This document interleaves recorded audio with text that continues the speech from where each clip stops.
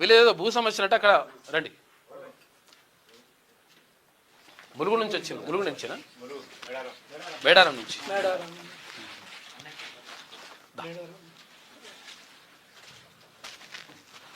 చెప్పి ఏం జరిగింది? ఎవరు మాట్లాడతావు? నువ్వు మాట్లాడతావు.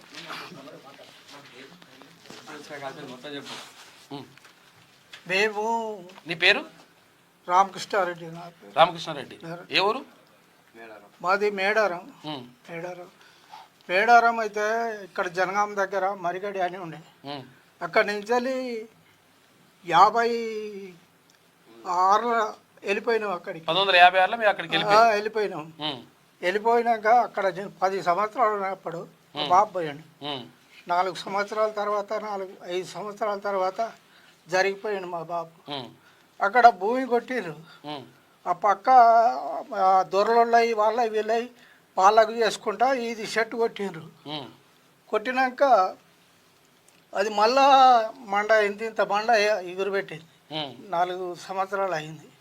4 సంవత్సరాలు అయినాక మళ్ళీ పోడు చేసినాం. చెట్లు చేమలు ఉంటాయి కాబట్టి అడవి ఉంటది కాబట్టి దాన్ని కొంచెం నరికి చదును చేసుకొని వ్యవసాయానికి అనుకూలంగా మార్చుకున్నారు. అక్కడి నుంచి 58 నుంచి మేము రసీదు పొందినాం. కిస్తీ కట్టిన రసీదు పొందినాం. మా బాబు పేరు మీద ఉన్నది, నా పేరు మీద ఉన్నాయి. తర్వాత కిస్తీ పొందినాం. తర్వాత 61 కాంచాలి పోలియో పానీలు తీసినాం, అందుబాటు చేసుకున్నాం. అయితే అప్పటి నుంచి ఇప్పటి వరకు గవర్నమెంట్ ఏం చేయలేదు. అక్కడ ఉన్న కోయోళ్ళు ఏం చేయలేదు. ఆ గవర్నమెంట్ భూమి పట్టుకొని ఉన్నాం. అయితే మేడారం అక్కడ జాతర కొంటే వాళ్ళది బేడాకలు అవుతుంది. మళ్ళా గుంజుకుంటారు వాళ్ళు అనే దాని మీద ఈ గవర్నమెంట్గా చేసుకుంటా బతుకుతాను. అది 2 ఎకరాల చిల్లర ఉన్నది అంతే. ఇక దాన్ని ఇప్పుడు ఈ 70 సంవత్సరాలు అవుతుంది. ఇప్పుడు 70 సంవత్సరాల ఇప్పుడు 70 సంవత్సరాలకు ఈ జాగా గవర్నమెంట్కు మేము ఆక్రమించుకుంటున్నాము.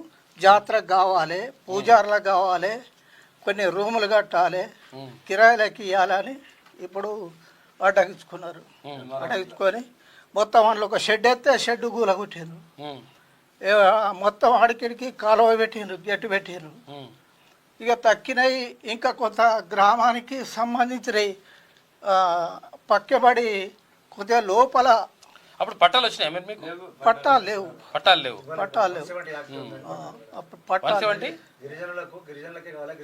అంటే అసలు యాక్చువల్ గా ఇప్పుడు ఏది ఏజెన్సీ ఏరియాలో గిరిజనులకి ఇస్తారని ఒక యాక్ట్ ఉన్నది కాబట్టి గిరిజనేతరులు కాబట్టి రెడ్డి కాబట్టి ఇయ్యలేకపోయినారు. 1970 పుట్టింది కానీ 70 కంటే ముందే మీరు పోయారు. అక్కడ 70 కంటే ముందు 1956లో మీరు పోతే 70లో ఈ చట్టం వచ్చింది. 58 కానించాలి రసీదు ఉన్నది. 55 కాంచాలే మేము అక్కడ ఉన్నాం. 55 ఎన్ని ఎకరాలు మొత్తం టోటల్? కౌలు భూములు అవి చేసుకుంటా ఉన్నాం. ఎకరా 2 ఎకరాలు 3 ఎకరాలు ఇంతేనా? ఓకే. 2 ఎకరాలు 3 ఎకరాలు అంతే. 3 ఎకరాలకు ఎక్కువ లేదు. ఇప్పుడు 1 సంవత్సరం ఫ్లడ్ వస్తుంది. వాగులు ఒకసారి పొంగి మొత్తం మునిగిపోతుంది. నాటు పెట్టి పొట్టకొచ్చ మొక్కు మునిగిపోతుంది. ఆ పంట పోతుంది. ప్రతి 2 సంవత్సరాలకు ఒకసారి జాతర వస్తుంది. ఈ జాతరకు వదిలిపెడతాను. పంట ఎత్తలేము.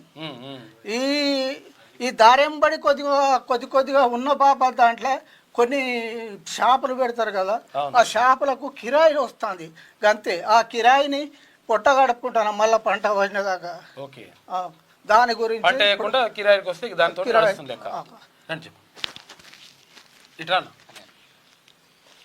ఇటు సైడ్ అవును మీరు ఉండండి. ఇటు సైడ్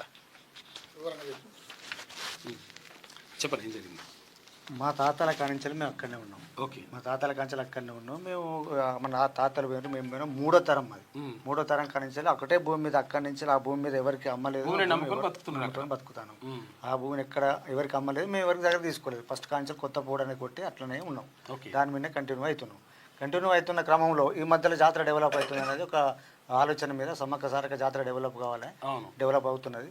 దాని మీద ఏం చేస్తుంది గవర్నమెంట్ అనేది మొత్తం 60 ఎకరాల దాకా ఉంది.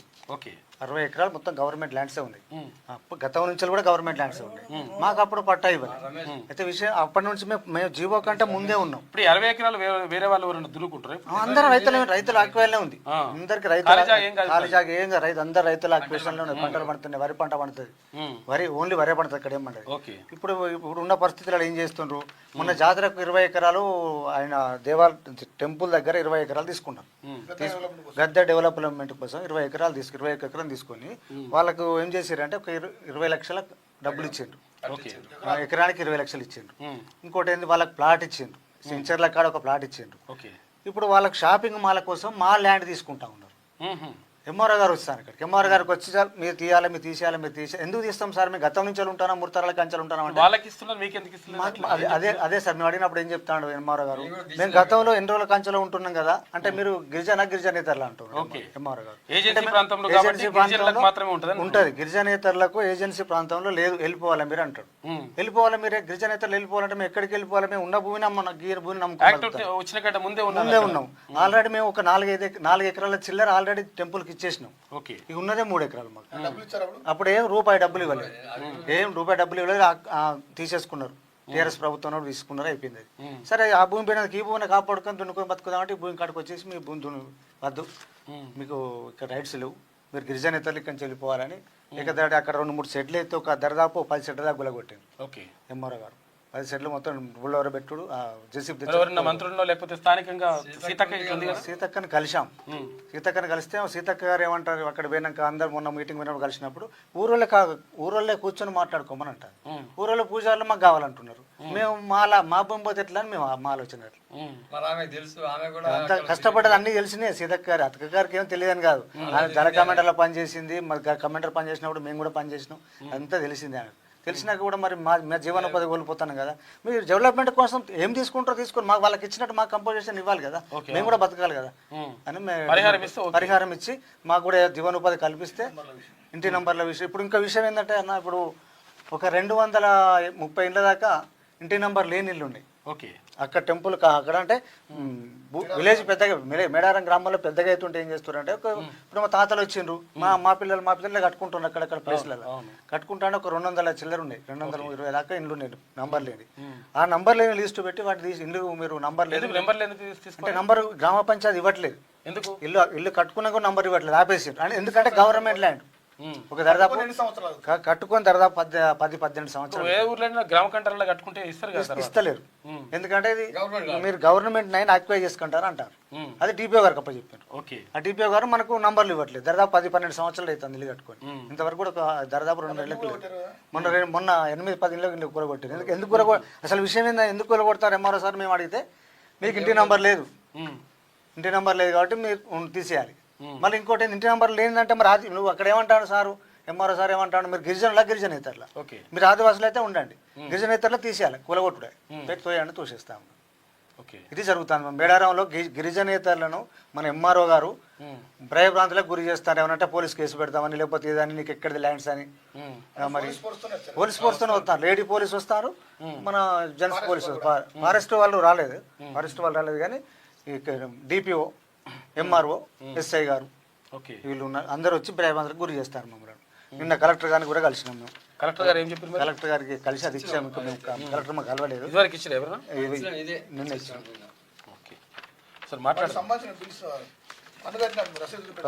పన్ను కట్టిన ఇవి ఎన్నికట 60 ఎకర్ నుంచి పోలియో 61 నుంచి కట్టుకుంటూ వచ్చారు.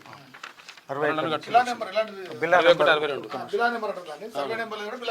నెంబర్. అవునవును, సర్వే నెంబర్ లేకపోతే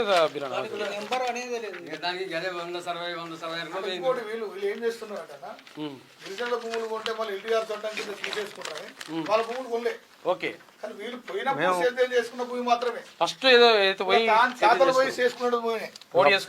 పోటీ చేసుకున్న భూమి ఎప్పటి నుండో మా నాన్నలు ఇట్లా కట్టుకుంటూ వచ్చారు.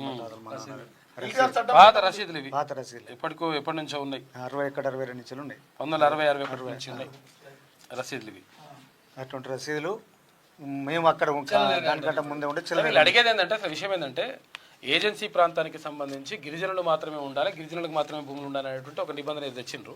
అయితే విషయం ఏంటంటే, మేము ఈ నిబంధన తెచ్చిన దానికంటే ముందే మేము వచ్చినాం కాబట్టి మాకు అవకాశం ఇవ్వండి. తర్వాత ఈ ఏదైతే ఇప్పుడు యాక్ట్ తెచ్చిండ్రో ఈ యాక్ట్ తెచ్చిన తర్వాత వాళ్ళని కొత్త వాళ్ళు ఎవరైనా వచ్చి లేకపోతే గిరిజనులు పంపించేసి ఇటువంటిది చేస్తే మాత్రం వాళ్ళని పంపించేసేయండి ఓకే. కానీ ఒకవేళ దీనిపైన ఎంక్వైరీ చేయండి ఒకసారి.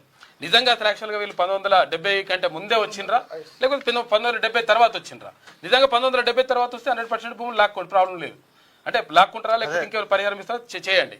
ఒకవేళ ఇప్పుడు వీళ్ళ భూములు కూడా తీసుకోవాలనుకుంటే వీళ్ళు కూడా ఏమంటున్నారంటే అక్కడున్న ఏదైతే మేడారం జాతర కోసం ఇచ్చినటువంటి భూములకు 20 లక్షల రూపాయలు ఇచ్చిండ్రు ఎకరకు, బీసీలకు కూడా ఇచ్చిందంట. అయితే ఆ భూములకు 20 లక్షల రూపాయలు ఇచ్చిండ్రు. తర్వాత వాళ్ళకు షాపులు ఏర్పాటు చేసుకోవడానికి జీవనోపాధి కల్పించడానికి ఆ ఏర్పాట్లు చేశారు. కాబట్టి మాకు కూడా అట్లా చేసినా ఓకే, మేము దానికి ఓకే ఉన్నాం. కానీ అసలు ఏమి ఇవ్వకుండా ఇష్టం వచ్చినట్టు మేము గుందేసుకుంటే మా జీవనోపాధి మొత్తం కూడా పోతుంది. తర్వాత మా బతుకులు రోడ్డు మీద పడిపోతాయి. రోడ్డు మీద కూడా కాదు, ఇక దారుణంగా ఉంటే పరిస్థితి అని చెప్పేసి వీళ్ళు అంటా ఉన్నారు. కాబట్టి ప్రభుత్వం దీనిపైన 100% ఆలోచించాలి. తర్వాత అక్కడ ఎవరు సీతక్క కూడా దీనిపైన చొరవ తీసుకోవాలి. ఎందుకంటే స్థానిక ఎమ్మెల్యే ఆమెనే కాబట్టి, తర్వాత మంత్రిగా కూడా ఉన్నది కాబట్టి. తర్వాత మేడారం జాతర అనేది కూడా కోయ బిడ్డల జాతర, గిరిజన జాతర, ఆదివాసీ బిడ్డల జాతర కాబట్టి ఆదివాసీ సామాజిక వర్గం నుంచి వచ్చినటువంటి సీతక్క కూడా వీళ్ళకి సంబంధించి ఆలోచించాలని చెప్పి ఓకే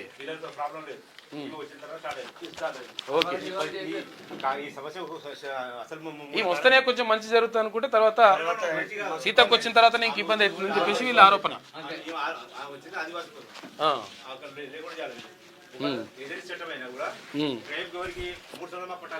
ఓకే ఓకే